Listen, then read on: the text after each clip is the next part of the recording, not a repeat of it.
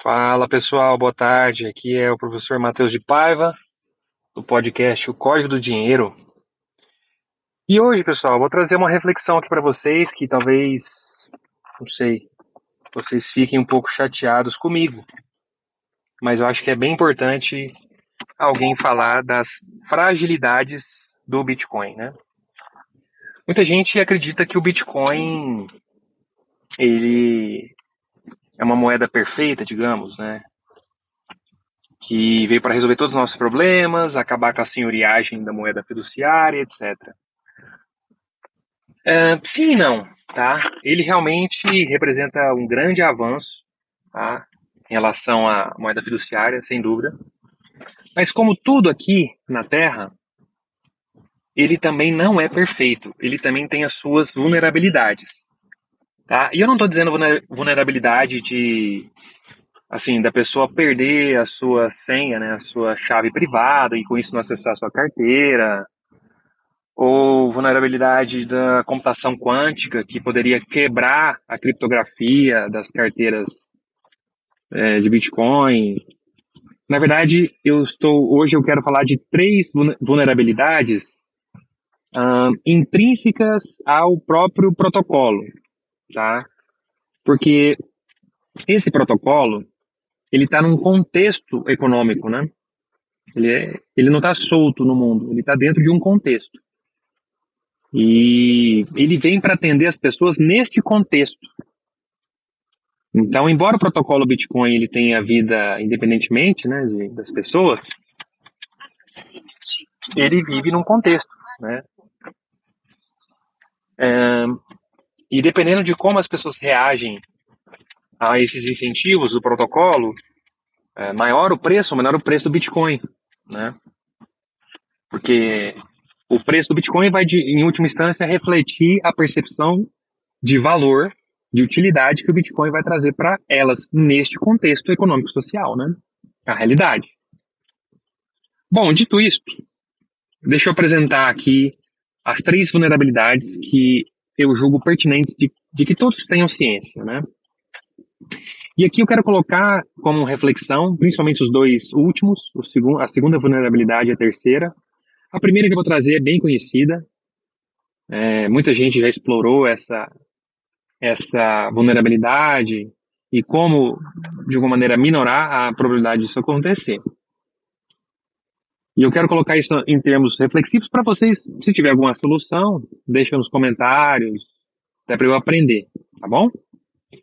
Mas vamos lá, a primeira vulnerabilidade do Bitcoin é o ataque dos 51%, digamos. O que é isso basicamente?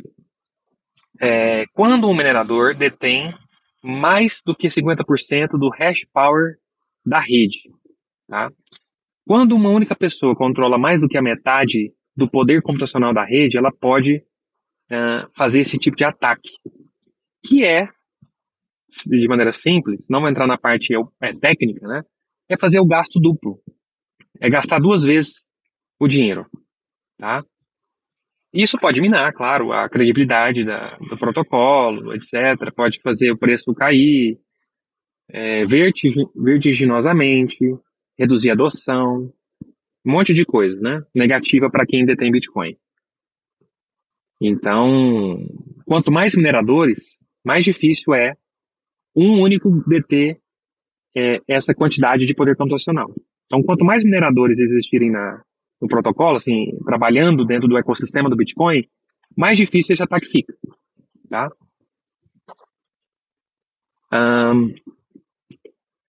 Tem uma outra questão também que tem a ver com quantos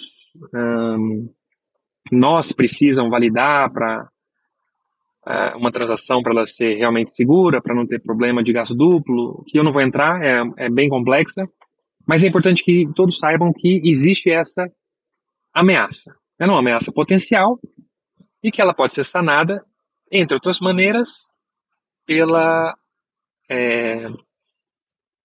operação de mais mineradores. Então, quanto mais mineradores, isso não é full node apenas, a mineradora é o cara que vai lá lutar para resolver o problema criptográfico, para fazer o registro, não vai só validar a transação, tá? Só full node não resolveria esse problema.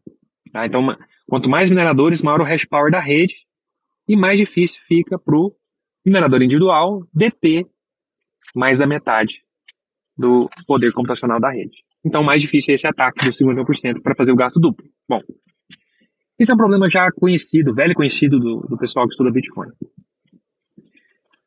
Mas quais são as outras duas vulnerabilidades que eu quero comentar com vocês aqui? Bom, aí tem a ver mais com economia, tá?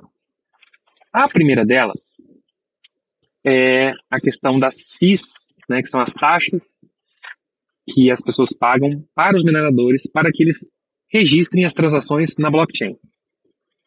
Pessoal, quando a mineração de Bitcoin chegar ao fim, né, quando o minerador for remunerado apenas com as taxas, as FIIs, e não mais com a recompensa, uma criação de Bitcoin, o que acontece?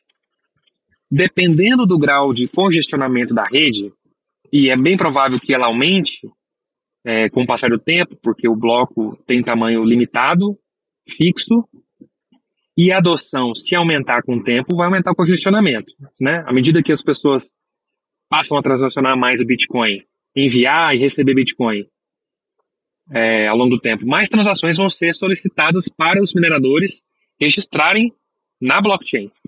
Então, maior a fila na mempool, né, mais transações pendentes, maior a taxa paga para você poder entrar no topo dessa lista para poder ter a sua transação registrada na blockchain. Então, qual que é o ponto? O ponto é o seguinte: pode acontecer, tá? Então, uma ameaça potencial, que a FII seja tão alta, né? Isso vai depender da adoção, do volume de transação, etc., né? A FII seja tão alta para fazer registro na blockchain que você não anime mais, não tem incentivo em fazer mais transações usando Bitcoin. Tá? Imagina que o preço do Bitcoin está tão alto que, por exemplo, poucos satoshis já são suficientes, sei lá, para cobrir R$1.000, sei lá, R$2.000, R$10.000, a gente não sabe. Então, transações, digamos, pequenas vão ser totalmente eliminadas do protocolo. Não vai valer a pena. E dependendo do valor do Bitcoin nessa época, né, se chegar, e das FIIs, né, do grau de congestionamento, talvez nem transações de coisas mais caras vão ser feitas ali, porque pode tornar a coisa mais cara. Imagina você comprar, sei lá, um imóvel, uma fazenda, e o valor da transação para registrar custar 5% do valor do imóvel. Pode tornar o negócio inviável, 10% do valor do imóvel. Não dá para saber, porque depende desse congestionamento da rede. Então, pode acontecer algo assim, de ficar tão caro fazer transação usando Bitcoin que não vale a pena fazer transação em Bitcoin. Simples assim, tá? Simples assim. Isso poderia levar a um abandono, a princípio, da moeda, ou seja, muitas pessoas deixariam de tentar fazer transação em Bitcoin, a adoção cairia, aí você voltaria para um outro nível, né? A adoção caindo, o número de transação cai, e o número de transações pendentes vão cair também. Tá? De modo que as FIIs vão cair também, e pode ser que consiga chegar num equilíbrio ali que seja razoável. Mas isso é algo que pode comprometer a valorização do Bitcoin, porque a sua valorização está claramente relacionada com a adoção, né? Quanto mais gente usando o Bitcoin, reconhecendo ele como um ativo ou mesmo uma moeda, maior o seu valor, né? Maior o seu preço. Se a adoção cai a demanda, obviamente, por Bitcoin, e, consequentemente, cai o preço. Bom, dito isto, vamos para a terceira potencial vulnerabilidade, que aí tem a ver com um período mais longo, quando, digamos, a economia já tiver muito, digamos, o Bitcoin já teve uma adoção muito grande, ele é a moeda principal, ainda que não seja a moeda, pode ser que ela seja só usada para lastrear uma outra moeda, mas o ponto é, o Bitcoin, ele é cronicamente deflacionário. Tá? Ele é meio que o inverso oposto de uma moeda fiduciária, que é cronicamente inflacionária. E da mesma maneira que uma moeda fiduciária atrapalha o cálculo econômico, porque na hora que a pessoa vai analisar quanto que ela tem que produzir, ela tem que ver quanto que ela tem de comprar de insumo, quanto que ela tem que pagar de folha de pagamento, de salário, etc.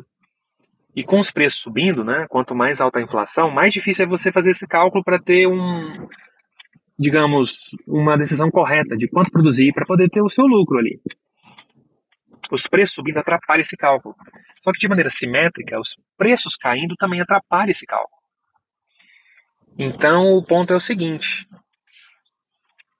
vai chegar um momento que o Bitcoin não vai crescer mais, a oferta de Bitcoin vai ficar travada nos 21 milhões, ou próximo disso, porque alguns Bitcoins vão ser perdidos, né? Então vai ter uma quantidade fixa de Bitcoin. Então a oferta monetária não aumenta. Mas o lado real da economia, ele pode aumentar. Né? Pode ser que tenha uma descoberta tecnológica, um ganho de produtividade, que aí com a mesma quantidade de insumo você produz mais. Então, o que acontece quando você tem mais produtos para a mesma base monetária? Os preços caem, você vai ter uma deflação.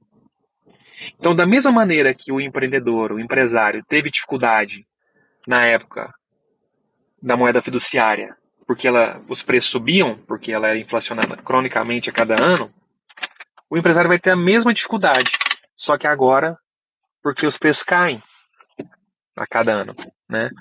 E ele não vai saber fazer esse cálculo. O ideal para o empreendedor é que os preços ficassem razoavelmente estáveis, né? O que o poder de compra da moeda fosse razoavelmente estável, constante no tempo.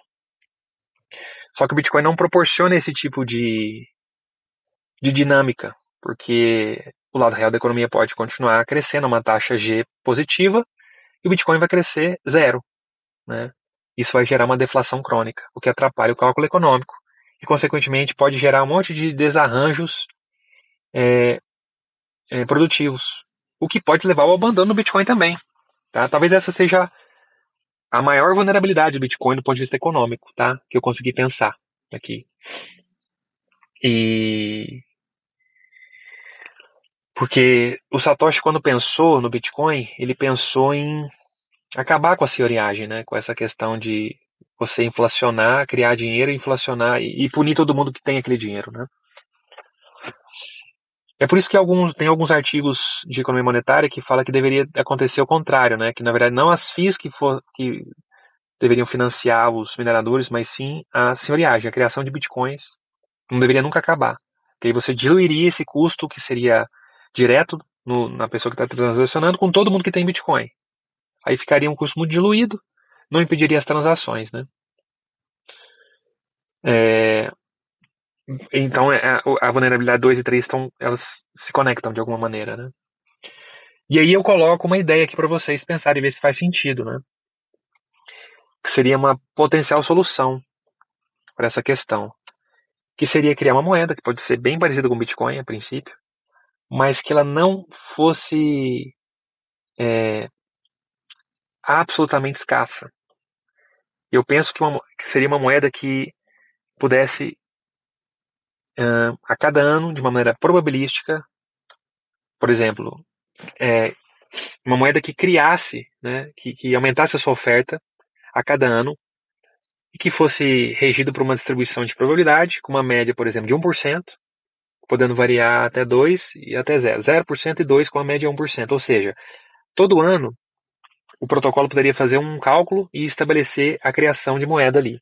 Por exemplo, 1,2%. Então, nesse próximo ano, vai ser criado 1,2% a mais do que se tem de dinheiro criado até aquele momento. Isso seria diluído por todos os blocos que fossem criados naquele ano. Esse 1,2% poderia coincidir ou ficar bem próximo do crescimento da produtividade. Porque se você pegar uma série de produtividade mundial bem longa, você vai ver que a produtividade não cresce tão acima disso. Né? Normalmente é 2%, 1,5%, 3%. Claro, tem momentos que tem maior ganho de produtividade, tem momentos que é menor, mas uma média conservadora seria 1%, 1,5%. Então, se a gente conseguisse criar uma moeda nesse sentido, ela poderia andar par e passo com a produtividade, de modo que os preços ficariam mais ou menos estáveis quando expressos nessa moeda. Aí você evitaria pelo menos o terceiro problema, o problema de tornar, por exemplo, os preços sempre em queda, difícil o cálculo econômico. O cálculo econômico ficaria razoável, porque talvez, penso eu, que o erro, que a diferença entre a expansão monetária e a produtividade ficaria baixa, né? Poderia ser 0,5%, às vezes menos 0,3%, então coisas razoáveis que dá para conviver, né? Não seria algo abrupto que pudesse, de alguma maneira, impedir o cálculo econômico. E também ajuda a resolver o problema 2, porque se tem seuriagem, né, se tem criação de moeda perpétua, boa parte das FIIs podem ser reduzidas, porque vai ser paga pela seuriagem. O minerador não precisa mais da FII para poder validar, né, para poder trabalhar, para poder registrar a transação, porque parte vai ser paga com a recompensa da criação de dinheiro daquele bloco. Então, eu penso que talvez uma moeda nesse sentido seja mais apropriada. Pode ser um pouco, como é que eu posso dizer, presunção da minha parte, né, querer corrigir o Bitcoin. É longe de mim isso. É só uma ideia que eu estou querendo divulgar aqui com vocês, para ver o que vocês acham, se faz sentido. Mas a princípio a gente conseguiria resolver o problema 2, o problema 3, né? E o problema 1 não necessariamente, porque o problema 1 tem a ver com o protocolo de validação das transações, né, do registro, o Proof of Work. Aí não teria solução, né? Continuaria essa vulnerabilidade.